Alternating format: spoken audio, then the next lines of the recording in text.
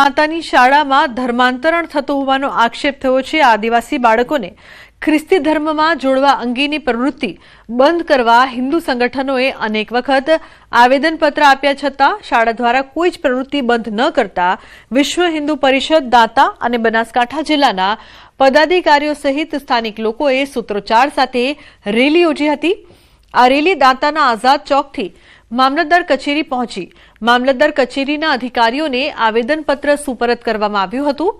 દાંતાની એબેનેઝર English medium school અને તેની સીધી દેખરેખ હેઠળ ચાલતી હોસ્ટેલ આ બંને એકમો દ્વારા તાલુકાની ભોળી પ્રજાને વિવિધ પ્રલોભન આપી ગેરમાર્ગે દોરી ધર્મ પરિવર્તન કરાવતા હોવાનો આક્ષેપ કરવામાં આવ્યો છે। એટલું જ નહીં, દાંતા તાલુકા મથકે સરકારી જમીનો ઉપર દબાણ કરી સરકારને આર્થિક નુકસાન પહોંચાડવાના પણ આક્ષેપ કરવામાં આવ્યા છે।